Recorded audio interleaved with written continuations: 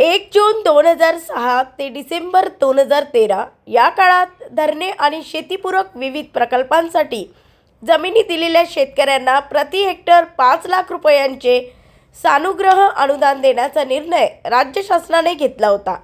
विदर्भातील प्रकल्पग्रस्त शेतकऱ्यांना एकूण 862 कोटी रुपये मिळणार होते। मुख्यमंत्री देवेंद्र फडणवीस यांनी तशी घोषणा अमरावतीत केली होती। मात्र सरकारने दिलेल्या घोषणाचा विसर सरकारलाच पडला आणि शेतकऱ्यांना अनुदान दिलं नाही। त्यामुळे अमरावतीमध्ये भर उन्हात आज ज्येष्ठ नागरिक शेतकऱ्यांनी अमरावती विभागीय आयुक्त कार्यालयावर महाएल्गार मोर्चा काढला आहे। या मोर्चात हजारो शेतकरी सहभागी झाले होते। ब्युरो रिपोर्ट एमबी न्यूज महाराष्ट्रातील बातमीपत्र अमरावती। हरित कायद्याच्या अनुषंगाने आपलं जीवनमान सुद्धा होऊ शकतं। मात्र सरकारचं धोरण कायद्याची अंमलबजावणी करण्यासाठी कुठेतरी कुठेतरी आडमुठी धोरण आपल्या आड येत आहे।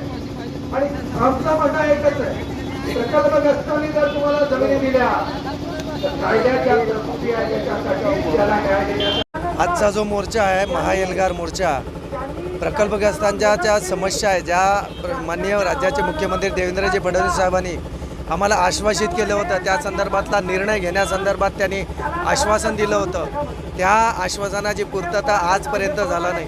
सरळ खरेदीधारकांना सानुग्रह अनुदान मंजूर केलं, परंतु 20%च ते वाटप झालं, 80% आजपर्यंत नाही। पुढल्या महिन्यात 1 वर्ष त्याला होत आहे। त्यांची आठवण करून देण्यासाठी काढलं आहे। प्रकल्पग्रस्तांचं आरक्षण 15% करतो बोलले, पण ते अजून त्याच्यावर निर्णय झाला नाही आहे। मृद जलसंधारण विभागाचा GR 8 दिवसात काढतो बोलले, ते अजून झालं नाही आहे। आणि शेतकऱ्यांच्या प्रकल्पग्रस्तांच्या जमिनी गेल्या, त्या शेतकऱ्यांच्या मुलांना शासकीय सामान घेण्यासाठी आपण जर तरतूद करत नसाल, त्या संदर्भात निर्णय घेत नसाल, तर याच्यापुढे भूसंपादन प्रक्रियेमध्ये शेतकरी कसा तुम्हाला सपोर्ट करणार आहे। आणि म्हणून आमच्या संदर्भात आपण जे आम्हाला आश्वासन दिलेलं आहे, राज्याच्या मुख्यमंत्री महोदयांना मी विनंती करतो आपल्या माध्यमातून की आपण दिलेल्या आश्वासनांची पूर्तता तातडीने करा।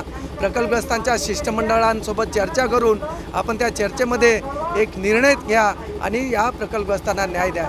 वारंवार आम्ही सुद्धा मोर्चे करण्यासाठी काही रिकामे नाही आहे। शेतकऱ्यांना सुद्धा काम पडतं आहे आणि शेतकरीसुद्धा या उन्हातानामध्ये राबतो आहे। हे असं असताना त्यांना आपले कामधामं सोडून आपल्या स्वतःच्या न्यायासाठी पुन्हा रस्त्यावर आलं लागतं आहे, हे दुर्दैवाची बाब आहे। म्हणून पुन्हा तुमच्या माध्यमातून विनंती करतोय, माननीय मुख्यमंत्री महोदयांनी आमच्या शेतकऱ्यांच्या संदर्भामध्ये निर्णय घ्यावा व त्यांना न्याय द्यावा।